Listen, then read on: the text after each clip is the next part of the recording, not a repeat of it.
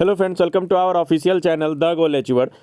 कल बहुत सारे स्टूडेंट का एग्ज़ाम है और एसबीआई कलर का प्रीलिम्स से एग्ज़ाम से पहले मैं कुछ बताना चाहूँगा कि आप उन चीज़ों को ना करें और तब आपका एग्ज़ाम बहुत अच्छा जा सकता है। एक्चुअली क्या है कि कल तीसरे दिन का एग्ज़ाम है, तो आप मान के चलिए कि पेपर का लेवल थोड़ा ऊपर जाएगा।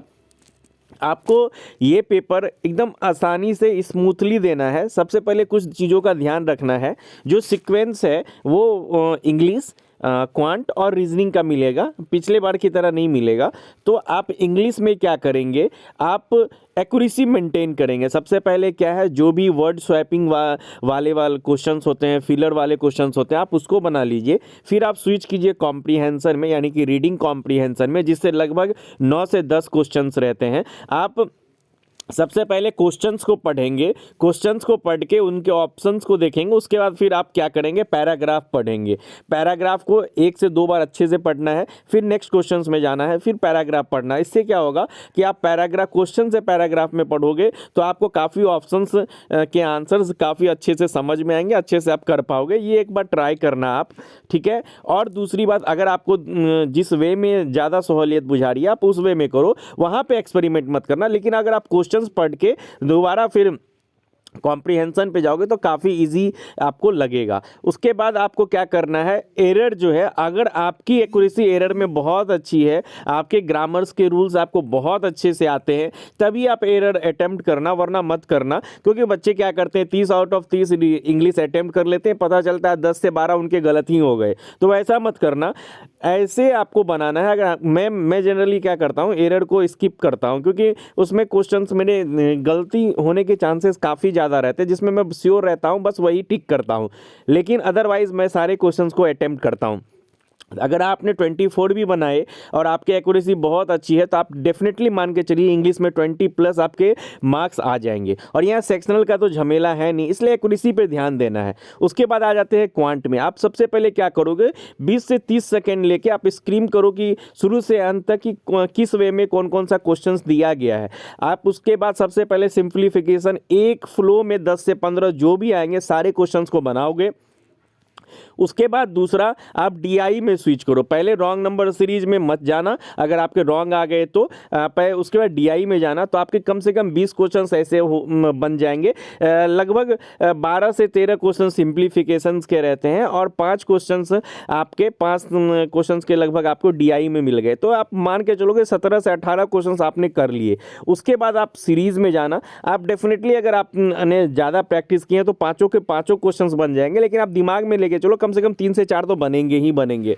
तो आप इधर से 3 से 4 अगर आपने बना लिया तो आप मान के चलिए कि 22 से 23 क्वेश्चंस आपके सॉल्व हो गए। उसके बाद आपको एकदम ध्यान से, आपके पास कुछ समय जरूर बचा होगा, 5 से 6 मिनट भी अगर बचे हुए हैं, आप ध्यान से सिर्फ 5 क्वेश्चन ऐसे पिक करो जो अर्थमेटिक है, आप बहुत आसानी से और बहुत काफ़ी अच्छे से बना दो। जैसे एवरेज हो गया, एज के क्वेश्चंस हो गए, बोट एंड स्ट्रीम के क्वेश्चंस हो गए, जो आपके लिए आसान लगे आप उसको करो। 5 से 6 क्वेश्चंस आप उसके अटेम्प्ट करो, तो आप देखोगे कि आपके जो अटेम्प्ट है ना, 27+ आपके अटेम्प्ट क्वांट में हो गए, ठीक है, विथ एक्यूरेसी हो गए। तो आपके 27 मार्क्स तो यहाँ फिक्स हो गए। उसके बाद आपको रीजनिंग में क्या ध्यान रखना है, रीजनिंग में ध्यान रखना है कि पहले आप 1 नंबर वाले क्वेश्चंस जो आते हैं ना, कि एक वर्ड दे दिया गया, जैसे एग्जामिनेशन दे दिया गया, तो आगे और पीछे से काउंट कीजिए कि सीक्वेंस में आता है अल्फ़ाबेट। इस सब क्वेश्चन को आपको स्किप करना है। और पहली बात, आपको अगर ब्लड रिलेशन के क्वेश्चंस मिले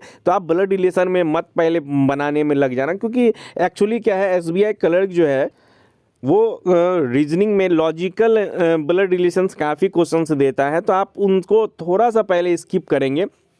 उसके अलावा सैलोगिज्म अगर मिले तो वो कर लीजिए, इनइक्वालिटी मिले तो वो कर लीजिए, और जो अल्फ़ाबेट सीरीज़ हो या अल्फ़ा न्यूमेरिक सीरीज हो या कोडिंग वगैरह हो, चाइनीज़ कोडिंग हो, ये सब आप करना, मतलब आप जल्दी एक फ्लो में कीजिए। उसके बाद आप ध्यान में रखिए कि अगर 3 से 4 पजल आए तो एक पजल जो होगा वो थोड़ा लॉजिकल होगा, उसमें टाइम लगेगा ही लगेगा। तो आपको ये पिक एंड चूज बहुत मैटर करती है। तो आपको जिस पजल में ज़्यादा टाइम लगे उसको आपको छोड़ देना है, और ध्यान रखना है जिस पजल में बहुत कम इंफॉर्मेशन दी हुई है, याद रखिए वहाँ पे फंसने के चांसेस ज़्यादा हैं। तो ये चीज़ आपको दिमाग में रखना है। और अगर कोई पजल ज़्यादा टाइम ले रहा है तो वहीं पे स्टक नहीं कर जाना, उसको ईगो पे नहीं लेना है कि मुझसे बनेगा क्यों नहीं, बनेगा क्यों नहीं, इसमें मैं बहुत ज़्यादा अच्छा हूँ, ये नहीं सोचना है। और आपको आगे बढ़ जाना है। और बाद में उसको आप जब टाइम बचे दोबारा आके बनाइए, आप डेफिनेटली वो क्वेश्चन बनेगा। आप मान के चलिए आप उस फ्लो में जब आप पूरा कंप्लीट कर जाओगे, बना लोगे, आप 5 क्वेश्चन सिर्फ वो पजल बच जाएंगे कि आपका लास्ट वाला पजल बस ये बचा, और आपके लास्ट में 2 या 3 मिनट भी बचे हुए हैं ना, तो आप वो पजल को डेफिनेटली बना लोगे। तो इसलिए कहीं पे अटकना नहीं है। और ब्लड रिलेशन के क्वेश्चंस पहले सारा बना लो, उसके बाद ब्लड रिलेशन में जाना है, क्योंकि वहाँ पे लॉजिकल रहने के कारण बच्चे वहाँ पे फंस जाते हैं। तो ये चीज़ का ध्यान रखना है और अच्छे से, और कम से कम 3 केस में बनाना है। कोई भी अगर पज़ल आ रहा है, जैसे बॉक्स पज़ल आ गया जिसमें ज़्यादा आपको लगे कि कम इन्फॉर्मेशन दिया हुआ है, तो उसमें 3 से 4 वहाँ पे अगर आप कम से कम 3 जो है केस ज़रूर लेना, ताकि आपको टाइम कम लगे और आसानी से आप कोई ना कोई एक केस सही हो जाए। तो इन सब चीज़ों का ध्यान रखना है। ब्लड रिलेशन नहीं बनाना पहले, और उसके बाद लास्ट में बनाना है उसको ब्लड रिलेशन को। और कोई भी अगर क्वेश्चंस ज़्यादा टाइम लगे या पज़ल्स, मैं बता रहा हूँ अगर 4 पजल आएंगे ना, तो उसमें से एक पजल जो होंगे वो थोड़ा सा लॉजिकल होगा, 3 पजल तो बहुत आसानी से बन जाएंगे, एक पजल फंसाने वाला होगा। तो आपको उसको पिक एंड चूज़ करना है कि कहाँ आप फंस रहे हो। तो उसको आप क्या करोगे, मार्केट रिव्यू करके आगे बढ़ जाना। अगर आपको लगे कि नहीं कर पा रहे हैं तो आप देखिए इजी डुएबल में क्या होगा, एक अनसर्टेन वाला पजल होगा, वो बहुत आसानी से आप कर लोगे। एक स्क्वायर बेस्ड वाला पजल होगा, इन आउट वाला, इस तरह के आएंगे, या डे और मंथ वाला बेस्ड पजल होगा, वो भी आसानी से बन जाएगा। बॉक्स वाला पजल होगा, इस तरह के फ्लैट फ्लोर वाले पजल हो सकते हैं। तो आपको लगे कि कौन सा पजल में आप ज़्यादा फंसते हो, तो उसको आप छोड़ के आगे बढ़ जाना, फिर दोबारा वापस आके बनाना। मैं गारंटी के साथ कहता हूं आपके 30 प्लस अटेम्प्ट कोई नहीं काटेगा, बस थोड़ा सा स्मार्टली काम करना है। 30 अगर आपने रीजनिंग में भी ले लिया और 27 यहाँ तो एक्यूरेसी मेंटेन होगी, 30 और 27 57 57 तो ऐसे ही आ गए आपके। और इंग्लिश में एक्यूरेसी मेंटेन करनी है, मात्र 24 से 25 क्वेश्चंस आपके अगर आ रहे हैं तो आप वही बनाइए, आप नेगेटिव अटेम्प्ट ना करें। अगर आपने उसमें से 20 भी ले लिए तो आप देखिए आपके मार्क्स जो है ना 77 78 आ रहे हैं, और आप किसी भी स्टेट से आपके जो SBI कलर के प्री हैं वो डेफिनेटली क्लियर हो जाएंगे, ये मान के चलिए। तो ये एक थोड़ा सा छोटा सा एडवाइस था मेरे तरफ से कि आप एक्यूरेसी मेंटेन करें और थोड़ा सा ध्यान रखें कि किन किन चीज़ों को ना करना है और कैसे इसको अटेम्प्ट करना है। आई होप आपको और कोई डाउट हो तो आप कमेंट जरूर कीजिए, मैं आपके रिप्लाई जरूर दूंगा। All the best, best wishes for all of you, best wishes to all of you. कल के एग्जाम के लिए सभी को बहुत बहुत शुभकामनाएं। Thank you for watching, keep watching our videos.